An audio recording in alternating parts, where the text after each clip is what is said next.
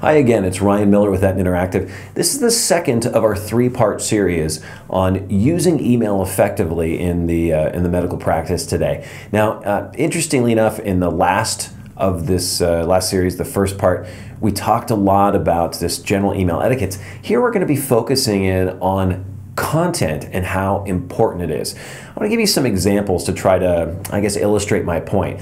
I talked in part one about a patient who wrote to the office, had already spoken to practice staff, was trying to book their consultation, and received kind of a dismissive reply back directly from the doctor's iPhone, really upsetting the patient, forcing them to call, complain, and reconsider whether they wanted to have a service with this practice.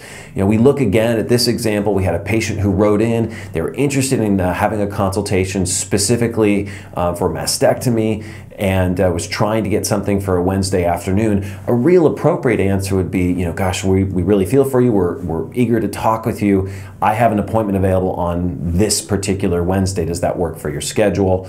That said, what the doctor sent from their BlackBerry was not even sentences in this particular case. Okay, but cosmetic, we don't do insurance. You know, and I think for you and I, as we look in this, being familiar with the industry, we understand what the intent of this message is. We don't accept insurance. It would have to be treated as a cosmetic case. And you would be someone who would be asked to cash pay for my participation in your mastectomy. Well, that, I think, really didn't come through the patient, and the patient was never seen by the office. She just ceased all communication past this point.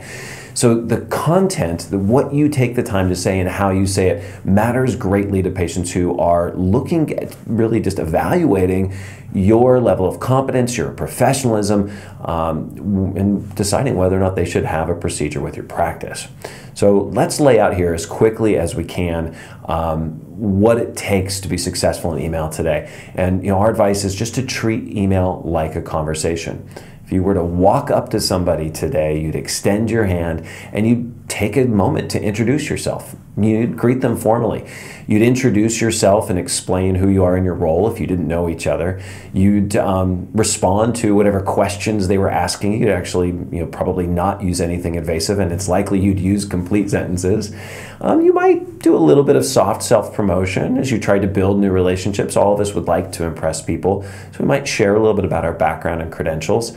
In our particular case, the metaphor breaks apart here a little bit, but we want to invite specifically a consultation. We'd like to ultimately see this person we're interacting with in the future, and we want to take the time to sign out formally. Often this is like handing somebody your business card at the end of your conversation, giving them everything they need to connect with you in the future. In medicine as well, we've got to be concerned about including our privacy policy and all of our consents and disclosure language. So again, the metaphor breaks apart a bit there. So this is a sample here, and I'm going to dive in. It's going to be a little bit tough for you to read, I think, on the video screen when it's zoomed in at this level, but we can break these pieces apart and I'll give you some specific samples. So here is that example in greater detail. In the sample email, we have a very clear subject line. Now, we encourage you in the subject to respect a patient's privacy, recognizing that, well, somebody might be seeing their email that's not the original patient. So having a simple, neutral subject line that this is a response coming back to the office may be better than, here's more information about your breast augmentation. Greet the patient personally in the salutation and be sure that you thank them for reaching out to the office. Take a little bit of time in the body of the message to carefully respond to their question. You know, we hate it in our busy lives when we ask a question, we get obfuscation or some kind of opaque answer. Be clear. If a patient's asking for pricing, tell them either what the price of your procedure is or when and how they're going to get it from you. If they want to know how many of these procedures you've done, give them an honest and clear answer, and then encourage them later in the conversation to understand and value what's unique about the practice while ultimately inviting them in for your consultation.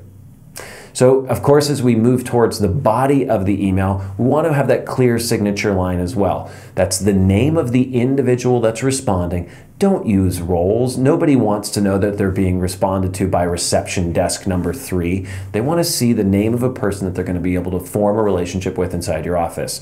Reference their title, the name of your business, and all of your critical contact information. So as we look at the final point of the signature file there, the signature file refers to that closing language that's repeated again and again. You should be certain to include your privacy language. Now, privacy and signature content should be updated very quickly here with new language to achieve HIPAA compliance. For Etna clients, you can talk to your account executive soon about sample language that we have available. Now, that said, we'll bring it all together. The parts of that professional email, I think we've already seen those pieces. It's the clear and personal greeting at the front. Thank the patient, answer their questions, take the time to talk a little bit about the merits, the benefits of your doctor and your practice. Invite them in for the consultation, remembering that you include both a clear signature with all of your contact information and your privacy policy. So that said, as we wrap up today, I'll remind you that if you're not already a subscriber of our newsletter, we invite you to subscribe at etnainteractive.com/newsletter, or that you find us and reach out to us directly on Facebook. That said, again, we'll thank you for your time.